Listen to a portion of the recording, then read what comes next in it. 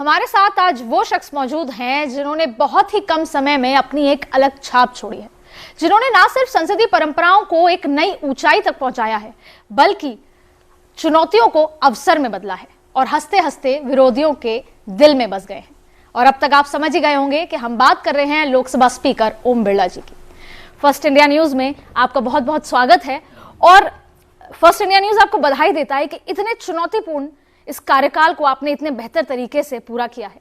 Speaker साहब, आज आपने अपने कार्यकाल के पूरे 2 साल पूरे कर लिए हैं। आप 2 बार के सांसद बने और फिर इतनी बड़ी जिम्मेदारी आपको दी गई। कैसे आपने अपने ये 2 साल और इस कार्य को आगे बढ़ाया है? निश्चित रूप से भारतीय लोकतंत्र की सर्वोच्च संस्था और मैं कह सकता हूं कि विश्व के अंदर सबसे बड़ा लोकतांत्रिक देश और उसका क्रियाशील गतिशील हमारी लोकतंत्र की संसद, जिसमें देश के महान विभूति प्रधानमंत्री के रूप में काम किया, माननीय अध्यक्षों के रूप में काम किया। 7वीं लोकसभा का ये सत्र निश्चित रूप से जब संभाला चुनौतीपूर्ण भी था, लेकिन इसके साथ साथ देश की मौजूदा परिस्थितियों के अंदर हम किस तरीके से संसद के माध्यम से देश का जन कल्याण कर सकते हैं, इसके लिए एक भावी योजना बनाने के लिए भी लोकतंत्र का मंदिर सबसे उपयुक्त संस्था है। मैंने कोशिश की सभी दल के नेताओं से, सभी मान्य सदस्यों से, देश के प्रधानमंत्री जो सदन के नेता होते हैं, अन्य दल के प्रमुख दलों के नेता होते हैं, उनसे सबका सहयोग लेकर सदन की कार्रवाई सुचारू रूप से चले, व्यवस्थित रूप से चले और परिणामदायक रहे, इसका एक प्रयास किया गया। स्पीकर साहब, पहली बार जिस दिन आपने कुर्सी संभाली, आप कुर्सी पे बैठे होंगे, आपको ये लगा होगा कि मेरे से पहले कई बड़े विद्वान भी इसमें बैठ चुके हैं और ये वो कुर्सी है जहां से कई बार संविधान में भी बदलाव हुए हैं, बड़े बड़े बदलाव हुए हैं। तो जब आप इस कुर्सी को संभाल रहे थे तो कितना दबाव था आपके ऊपर? खुद का दबाव, एक सामाजिक दबाव, एक जो एक्सपेक्टेशन का दबाव? ये बात सही है अदिति, ये जो दायित्व था इसमें कई हमारे पूर्ववर्ती अध्यक्ष जिनके कार्यकाल में भारत का संविधान बना, आज़ादी के बाद देश के विकास की योजनाएं बनी, कानून बनाए, लोगों की जनभावनाओं के अनुसार नई नई परंपराएं बनी, उनके लिए बहुत चुनौतीपूर्ण था। लेकिन उन सभी माननीय अध्यक्षों को मैं धन्यवाद देता हूं जिन्होंने लोकतांत्रिक मूल्यों को भी स्थापित किया और संवैधानिक मूल्यों को भी प्रतिस्थापित किया। और इसके साथ साथ हमारे इस आसन की, इस कुर्सी का उन्होंने मर्यादा बढ़ाने का काम किया और कोशिश की कि निष्पक्ष और निर्वाध रूप से सदन के सभापति के रूप में, पीठासीन अधिकारी के रूप में इसकी निष्पक्षता बनी रहे। ये हमारे पूर्ववर्ती अध्यक्षों के कारण ही आज सदन में एक अच्छी परंपराएं बनी हुई है कि सभी माननीय अध्यक्षों ने इसकी आसन की मर्यादा को बढ़ाने का काम किया है। स्पीकर साहब, बहुत सारे लोग आए, जैसा मैंने कहा इससे पहले, और बहुत सारे इतिहास भी रचे गए, लेकिन शायद आपका कार्यकाल, वो भी शुरुआती 2 कार्यकाल ऐसे रहे जिसमें बहुत ज़्यादा चुनौती थी। और जैसा मैंने पहले कहा कि आपने आपदाओं को अवसर में बदला है। इतनी चुनौती थी कि जब देश में महामारी पहली बार, जो एक्सपीरियंस नहीं कि ऐसे हालात में करना क्या है, और ना सिर्फ कोई एक प्रदेश या कोई एक देश, पूरे दुनिया में इस तरह की त्राहिमाम, और उस समय संसदीय परंपरा को सुचारू रूप से आगे बढ़ाना, सत्र बुलाना और वो लोकतंत्र का मंदिर जिसे हम कहते हैं, वहां पर विचारों का एक्सचेंज होना, जहां पर कोविड के टाइम पे अगर सांसद आपस में बातचीत करके कोई एक नया आइडिया लेकर आए जिससे हम देश में इस महामारी को कम कर सकें, ये सारी चीजें आप कराने की जिम्मेदारी आपकी थी। ये कैसे संभव हो पाया? बहुत बड़ी चुनौती थी। आपने सत्र बुलाया, सत्र चला भी, और उससे देश में नई नई चीजें भी आई, बेहतरी हुई, विचार विमर्श हुए, आइडियाज एक्सचेंज हुए। जब मैंने दायित्व संभाला, जब सदन की कार्रवाई, पहले सदन की प्रथम सत्र की कार्रवाई 37 दिन चली, जो अपने आप में बहुत अभूतपूर्व थी, जिसमें निश्चित रूप से 37 दिन की इस कार्रवाई के अंदर 35 विधेयक पारित हुए, और सबसे विशेष ये रहा कि सभी माननीय सदस्यों के सहयोग से जो सदन में व्यवधान होता था, सदन बाधित होता था, सदन की पूरी कार्यवाही बिना बाधित, बिना व्यवधान के चली। और हमने पहले सत्र के अंदर 125% उत्पादकता बनाई और सभी माननीय सदस्यों की अधिकतम सक्रिय भागीदारी रही।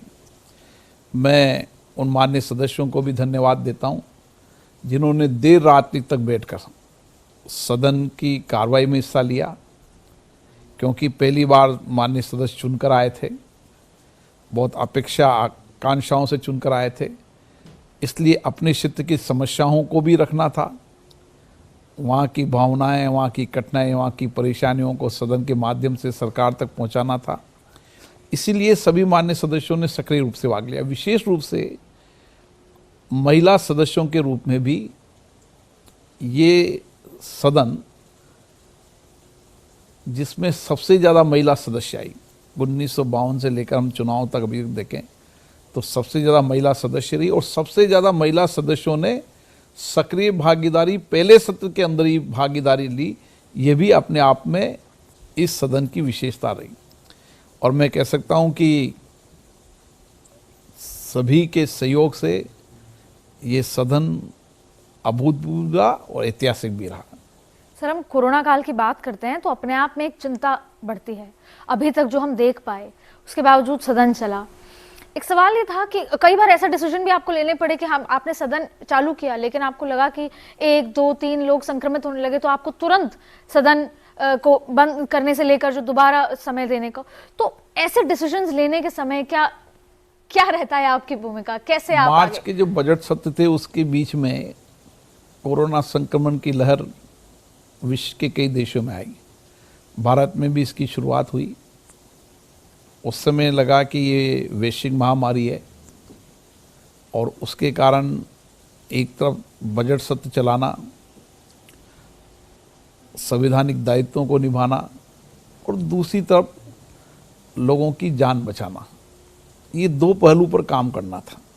मैं उन सभी माननीय सदस्यों को धन्यवाद देता हूं जिन्होंने कोविड काल के समय भी, जब सदन चला, जब अधिकतम सदस्यों ने सक्रिय भागीदारी निभाई। जो सामान्य सदन में जितने लोग आते थे, कोविड की उस महामारी के समय भी उतने ही सदस्य सदन में आए, सदन में देर रात तक बैठे, और चौथे सत्र में तो 167% उत्पादकता रही, जो अपने आप में इतिहास है। तो जहां उन्होंने अपने संवैधानिक दायित्वों को निभाया देश के हित में, वहाँ कोविड महामारी के विषय को भी चर्चा की, संवाद की, कि किस तरीके से कोविड महामारी की जो पहली वेव थी उसके अंदर क्या क्या परेशानी आई, और उसकी कठिनाइयों को, उनकी मुसीबतों को, जनता की भावनाओं को सदन में बताया। सरकार ने भी कोविड के अंदर जो भी काम किए वो सदन के माध्यम से देश को बताने का काम किया। मैं कह सकता हूं कि वह समय चुनौतीपूर्ण था, लेकिन उस चुनौतीपूर्ण समय के अंदर भी सभी लोगों ने जो संवैधानिक दायित्वों को निभाया, उसके लिए मैं विशेष रूप से सभी सदस्यों को धन्यवाद देता हूं। आप लगातार सबको धन्यवाद दे रहे हैं, लेकिन कोविड ऐसी जगह, कोविड का काल ऐसा था जिसमें आदमी खुद की जान बचाने पे था। आप उस जगह थे जहां पे आप किसी से मिलने के लिए मना नहीं कर सकते थे। और हाँ, इस बीच में मैं जरूर कहना चाहूंगी कि मैं कई राज्यसभा सदस्यों से मिली, वो इस बात के लिए चिंतित भी थे और खुश भी थे कि लोकसभा के जो सीटिंग अरेंजमेंट है वो बहुत बेहतर है। तो उनको ये था कि हमें भी लोकसभा जैसा सीटिंग अरेंजमेंट, हालांकि सबको सब जगह बिठाया गया, तमाम चीजें हुई, तो ये जरूर मैंने कई बार सुना, मैं बताना चाहूंगी इसमें। लेकिन आपको खुद को भी बचाना था, और आपको लोगों को भी बचाना था, अपने स्टाफ को भी बचाना था, और आपको अपने सांसदों को ही बचाना था, और कार्रवाई भी चलानी थी। इसको संक्षिप्त में समझना चाहेंगे, ये आइडिया, ये स्ट्रैटेजी। जब कोविड संक्रमण हुआ तो हमने सभी विशेषज्ञों से सलाह ली कि किस तरीके से हम कोविड की संकट के समय सदन चला सकते हैं। तो जो विशेषज्ञों की सलाह थी कि उसमें 3 फीट दूरी होना चाहिए और आगे पीछे होना चाहिए। तो हमने दोनों सदनों के अंदर माननीय उपराष्ट्रपति जी जो राज्यसभा के चेयरपर्सन होते हैं उनके साथ हमने लगातार बैठक की। दोनों राज्यसभा लोकसभा के अधिकारियों ने लगातार बैठक की और ये फैसला किया कि सदन दोनों जगह चले, राज्यसभा में चले, लोकसभा में चले। और दोनों जगह हमने सदन चलाया और कोशिश की कि अपनी कोविड गाइडलाइन की पालना भी हो और साथ में अपने संवैधानिक दायित्वों को भी निभा सके। दोनों के साथ मिलकर काम किया तो मुझे लगता है कि बहुत कठिनाई नहीं आई और हमने सदन की कार्रवाई देर रात्रि तक चलाई, लंबे समय भी चलाई और अच्छे परिणाम आए। मुझे लगता है कि हमने सब इंतजाम कर रखे थे, किसी कोई विशेष घटना नहीं घटी, लेकिन कोविड गाइडलाइन के लिए 3,500-4 हज़ार से ज़्यादा कर्मचारी होते हैं, 1,000 से ज़्यादा 1,000 करीबन माननीय सदस्य होते हैं, अन्य अधिकारी होते हैं। इतना देश भर के अलग अलग क्षेत्र के लोग आते हैं, लेकिन हमने कोविड गाइडलाइन की पालना करते हुए सब को ठीक चलाया। सर, क्योंकि थर्ड वेव की भी चुनौती अभी है, वैक्सीनेशन हो रही है लेकिन थर्ड वेव की चुनौती है, तो आप फर्ज कीजिए अगर थर्ड वेव की स्थिति भी इस तरह से रहती है और आपको ये फैसला लेना पड़ता है कि जो भी सांसद है अपने अपने संसदीय क्षेत्र के किसी एक गांव में है, तो क्या आपको लगता है कि वर्चुअल संसद पॉसिबल है? और क्या इंटरनेट कनेक्टिविटी इतनी बेहतर है भारत में कि वर्चुअल संसद गांव में बैठे एक सांसद के लिए पॉसिबल होगा? संसद के मामले में हमने चर्चा की थी, पर अधिकतम मान्य सदस्यों का मत रहा कि संसद वर्चुअल नहीं चलना चाहिए, फिजिकल चलना चाहिए। कमेटियों के लिए, कुछ वर्चुअल कमेटियों के लिए लोगों ने मांग की थी, लेकिन हमारे नियम प्रक्रिया के अंदर सदन की बैठक और समिति की बैठक दोनों की नियम अलग अलग हैं। समिति की बैठक में हम नियम प्रक्रिया ये कहती है कि सदन समिति की बैठक गोपनीय रखी जाए, सार्वजनिक नहीं की जाए, ताकि समिति के अंदर जो विचार विमर्श होता है वो दल से ऊपर उठकर देश के हित में होता है। क्योंकि संसद के अंदर सीधी कार्रवाई चलती है, इसलिए कई बार दलीय सीमा में लोग बोलते हैं, लेकिन ये जो मिनी संसद है, समितियां, जो मैं कह सकता हूं कि हमारे लोकतंत्र का सबसे बड़ा आधार है।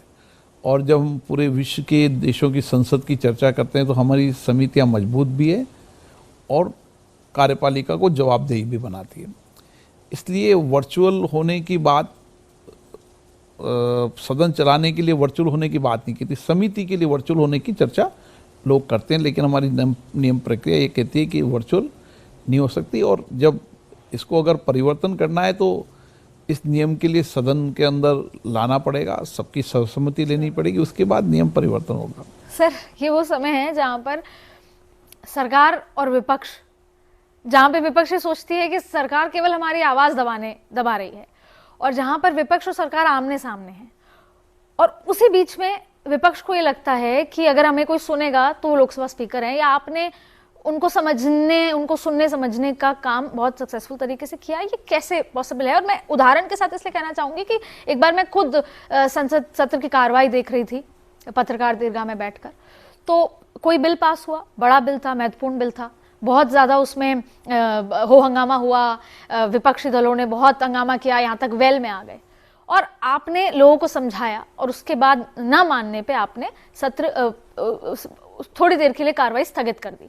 आप अपने चेंबर में गए और जो हंगामा कर रहे थे वो भी आपके चेंबर में आए, और ठीक 5 मिनट बाद आपने सत्र वापस से शुरू किया, वो वापस से शुरू हुई, बिल भी पास हुआ और शांति से हुआ। ये कैसे हुआ? ये मैंने अपनी आंखों से देखा, इसलिए मैं पूछना चाहती हूँ। सदन में अलग अलग दल के अलग अलग विचारधारा के लोग चुनकर आते हैं, उनकी विचारधारा के प्रति प्रतिबद्धता होती है। अलग अलग क्षेत्र है, अलग अलग बोली है, अलग अलग वेशभूषा है, अलग अलग संस्कृति है, अलग अलग भाषाएं हैं, अलग अलग समस्याएं हैं। इसीलिए तो चुनौती बड़ी है। इन सारी विविधता के अंदर भी हमारा लोकतंत्र सशक्त मजबूत है।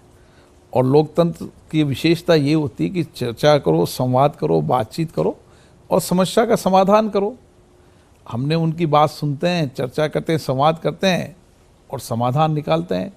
हमारी ये अपेक्षा रहती है कि सदन चले, चर्चाएं हो, संवाद हो, सहमति असहमति हो, लेकिन सदन चलना चाहिए। और देश की जनता भी ये देखना चाहती है कि सदन में व्यवधान नहीं हो, रुकावट नहीं हो, सदन चलना चाहिए।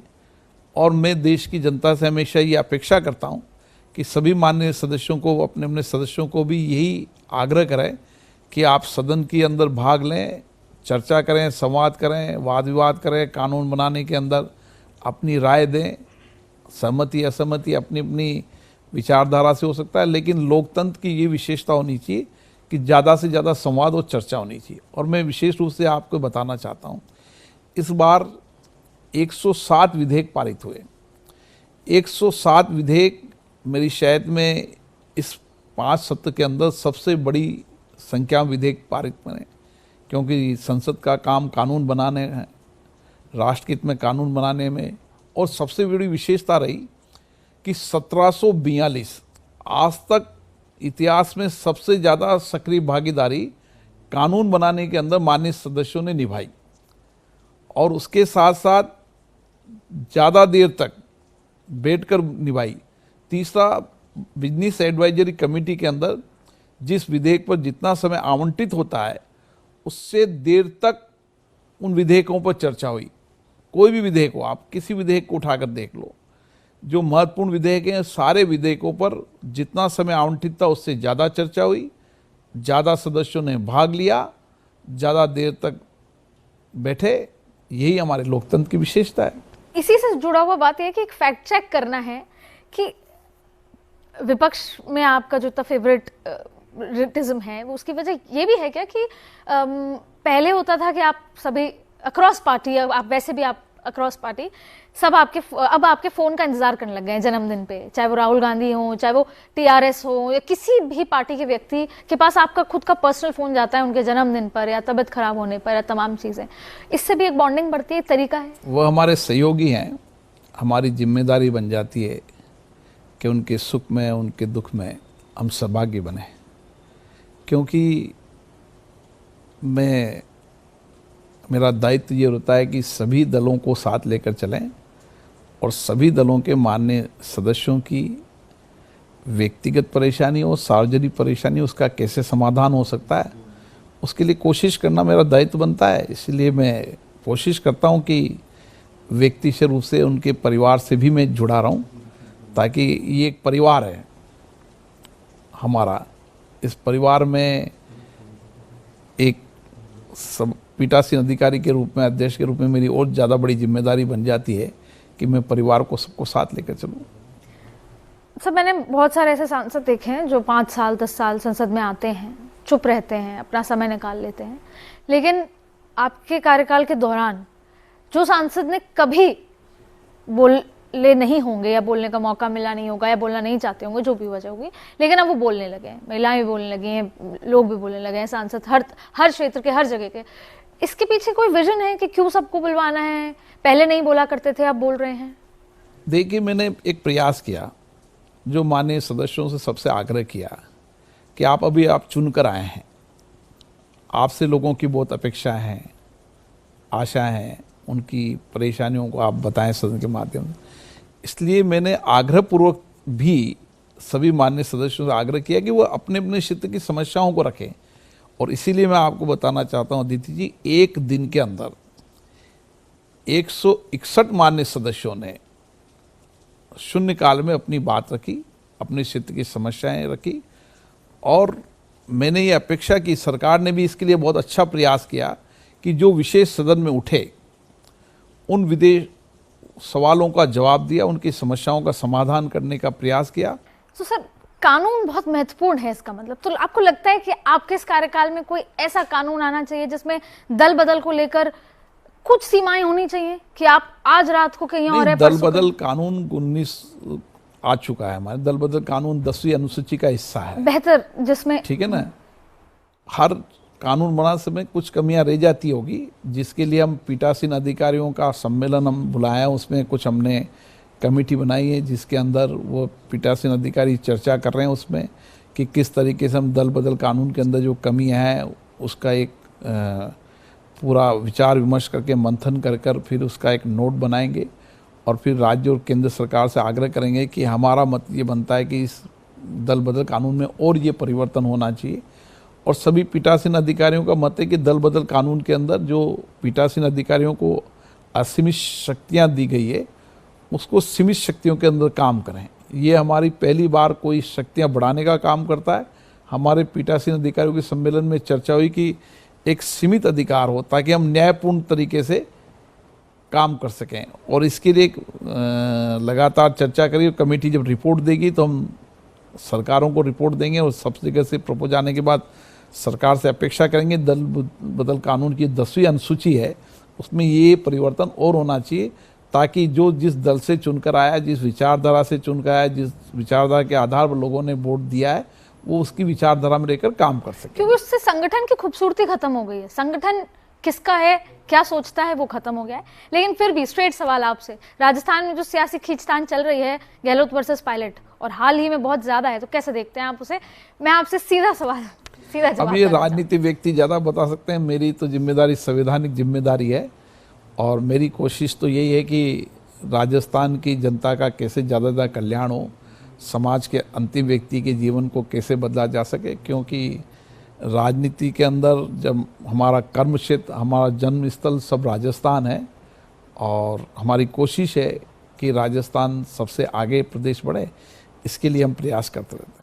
आखिरी के कुछ 2 सवाल आपसे और मैं लेना चाहूंगी। उसमें एक मुझे बात याद आ गई कि जब भैरव सिंह शेखावत जी के पास फोन गया अटल जी का कि साहब आपको अब दिल्ली आना है और आपको राष्ट्र की सेवा करनी है, तो भैरव सिंह जी ने बड़े हंसते हुए और व्यंग में उसमें कहा कि आप मुझे दिल्ली बुलाना चाहते हैं, राजस्थान से दूर करना चाहते हैं।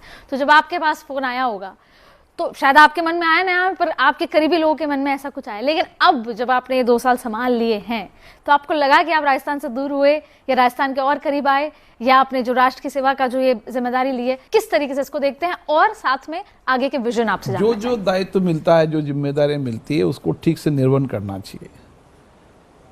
मुझे दायित्व मानो लोकसभा अध्यक्ष का दिया है तो मैं यहाँ काम कर रहा हूँ और निश्चित रूप से मेरी कोशिश है कि जो दायित्व दिया उसको जनता की भावनाओं के अनुसार काम करें, जनता की अपेक्षाओं के अनुसार काम करें और परिणाम आए, इसका प्रयास रहता है।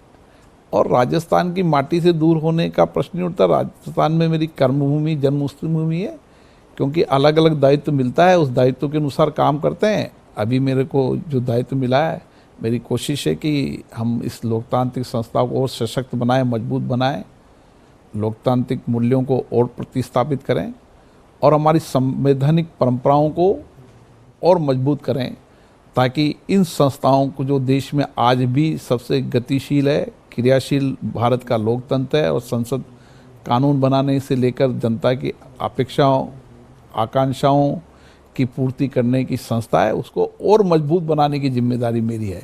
मैं इसको और सशक्त करने के लिए, हमारे पूर्ववर्ती अध्यक्षों ने भी किया है, मेरा भी ये दायित्व बनता है कि मैं इस संस्था को और सशक्त करूं, मजबूत करूं, पारदर्शी बनाऊं और एक जिम्मेदारी के साथ काम करूं और निष्पक्ष होकर काम करूं, सबकी भावनाओं के अनुसार काम करूं। ये मेरी जिम्मेदारी है, इसको मुझे निभाने के लिए सबका प्यार स्नेह आशीर्वाद मिलता है, ऐसे मिलता रहे। बिल्कुल सर। और जब मैं आज आ रही थी घर से तो किसी ने मुझसे पूछा कि आप आज अभी कहाँ जा रहे हैं, तो मैंने कहा कि मैं लोकसभा स्पीकर का इंटरव्यू करने जा रही हूँ। तो उन्होंने मुझे कुछ कहा जिसका जवाब मेरे पास नहीं था, मैं आपसे लेना चाहूँगी। उन्होंने कहा कि वो तो राजस्थान के भी चहेते हैं और उनके मन में आपके प्रति और भी बहुत सारे आगे भविष्य के लिहाज से बहुत सारे और पद भी मन में चल रहे थे। आप होते तो क्या जवाब देते? नहीं जी, इसमें सीधा है कि जो दायित्व भी मिला है वो दायित्व निभाएं। राजस्थान का सवाल जहाँ तक है, सभी जिस प्रदेश से आते हैं उनकी कर्म स्थिति होती है, जन्म स्थिति, उसके लिए वो काम करते हैं, करना भी चाहिए उनको। लेकिन मुझे लगता है कि ये एक बड़ी जिम्मेदारी है और इस बड़ी जिम्मेदारी को मुझे ठीक से निभाना चाहिए, यही मेरा दायित्व है। भविष्य के अंदर की संभावनाओं को कभी मैं नहीं देखता। मैं वर्तमान में जीता हूँ और वर्तमान में ठीक से काम करूँ, ये मेरा काम होता है। बातचीत करके लोकसभा स्पीकर ओम बिरला साहब से ये समझ में आ गया कि कैसे वो विपक्षियों के दिल में बसे, क्योंकि हमने बहुत सारे पॉलिटिकल सवाल करने की कोशिश की लेकिन उन्होंने उसको जिस तरीके से बिना नॉन पॉलिटिकल अंदाज से जो जवाब दिए हैं उससे काफी कुछ उनको समझा सकता है। लेकिन साफ उन्होंने कहा कि मैं वर्तमान में जीता हूं और अब जो अगला जो अभी 3 साल बाकी है उस कार्यकाल में उनको सरलता से लेकिन पारदर्शिता के साथ साथ सभी को साथ लेकर निष्पक्ष होके काम करने हैं और बहुत ऐसे बड़े काम करने हैं जो शायद उन्होंने जाहिर तौर पे साझा नहीं किए लेकिन उनकी प्लानिंग हो चुकी है और अगले 3 साल को आगे देखना होगा कि क्या कुछ बड़े काम और जो राजस्थान के जो चहेते हैं, जो दिल में बसते हैं, उनसे उनके माध्यम से देश को मिलने वाले हैं। कैमरा पर्सन मुकेश के साथ अदिति नागर, फर्स्ट इंडिया दिल्ली। नमस्कार।